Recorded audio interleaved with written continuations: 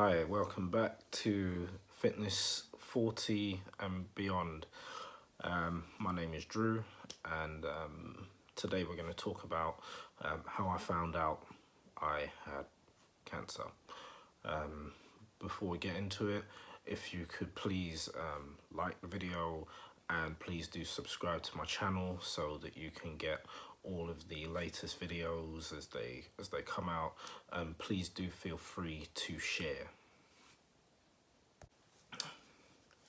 So I turn up at the hematology department at St Bart's, and I was expecting a blood test for subacute bacterial endocarditis, and the first thing that hit me was all the Macmillan posters.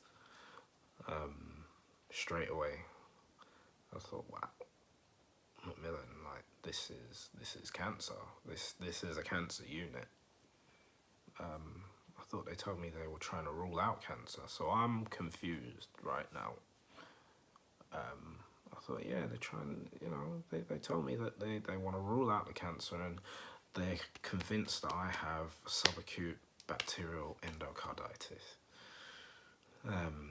So I get to the counter and I state my name. Yeah, it's Andrew Laird. I'm here for my hematology appointment. I go sit down, and then I go in to see the nurse, have my vitals done, and I just say to the nurse, what is this place? Because as far as I know, I've come here for something else, but I just want you to level with me. Is this a place where people come because they think they have cancer, or they've been referred because there's a suspicion they have cancer, and they either want to confirm or alleviate that, eliminate that? Or is this a place where people come because they do have cancer, and we're just confirming things here, and people come here for ongoing treatment? So then I said, well, I'm not going to lie to you. Normally, this is where people come because they're being treated for cancer, and in your case, there's a strong suspicion that you have cancer, so this is just really to confirm things. So I was like, okay. So I got up, I walked straight to the toilet, I closed the door behind me, and I looked at myself in the mirror, and no word of a lie, I understood what the expression is, for your life to flash before your eyes. I saw everyone that I love just flash before my eyes in an instant. And uncontrollably, I just burst into tears and just started calling on God.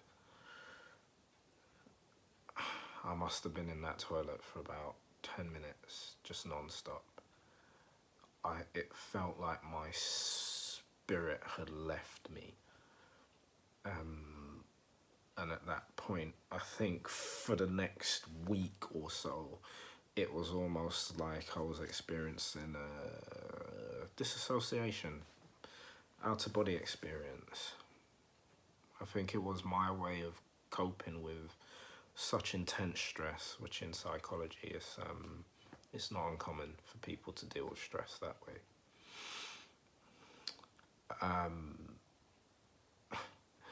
It's funny though, as a psychiatric nurse, we normally try and coach people through situations like this and tell them that, yeah, it's going to be okay.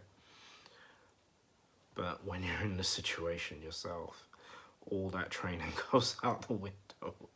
I think when you're dealing with your own mortality, it's different. So I went in to see the consultant after I composed myself, and they called my name. Lovely lady, and I gotta say, with the exception of my family and friends who've been showing me nothing but love and support, and I've felt the love and the support, but with the exception of my family and my friends, if it wasn't for my consultant, I don't think I would have even been able to get over the first hurdle or any other hurdle since. And I've also got a CML nurse, a chronic myeloid leukemia specialist nurse, who's been with me for most of the way. But my consultant's been there every step of the way. And she helped put things into perspective. And the first thing she said to me is, do you know what? You're gonna be fine. So we're gonna do these tests. You're gonna get your treatment, and as long as you stick to your treatment regime, you're going to be fine. She said you'll be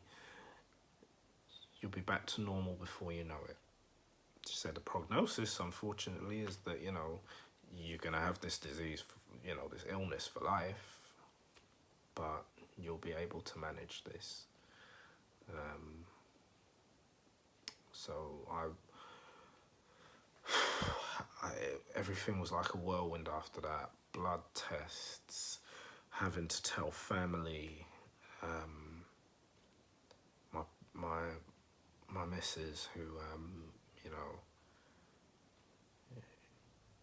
in her distress at my suffering, she still managed to have my back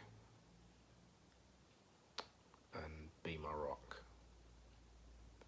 My kids, especially my older son, who, you know, at 12, he showed a lot of resolve and a lot of heart, and he's been so supportive.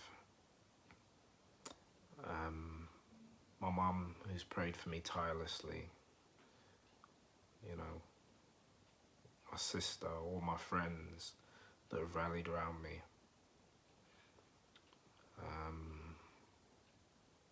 You know, I went from doing the bloods, went to do the bone marrow sample, which was so painful, but my other half, she was with me, and she went through that pain with me. Starting on the chemo tablet, going through the emotional roller coaster, you know. It took me a while to really accept what was going on. And then I started having flashbacks about where I could have probably identified that things were going wrong. Because in my first meeting with my consultant, she ran through the checklist. Have you had in the last 12 months rapid weight loss?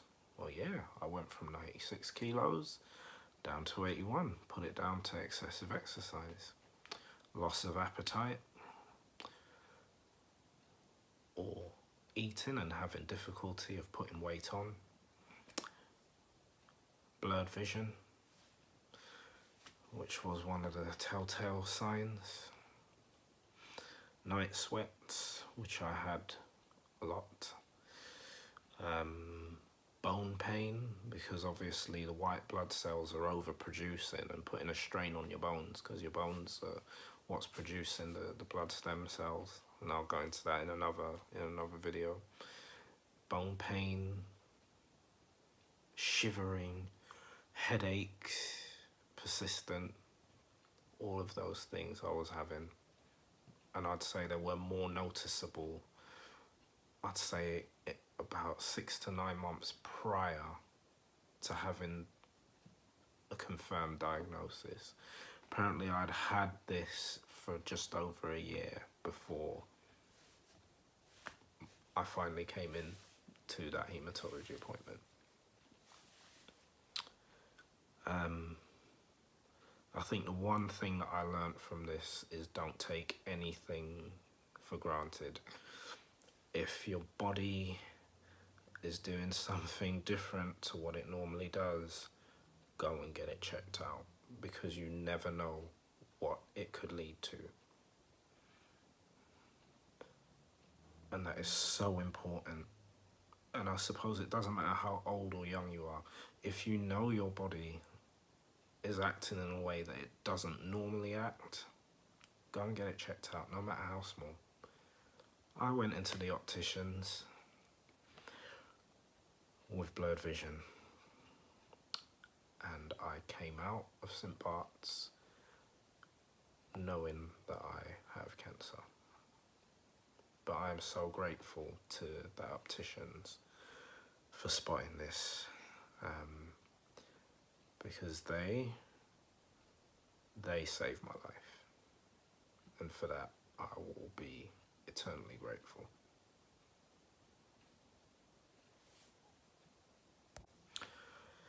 So this is Drew, and you're watching Fitness 40 and Beyond.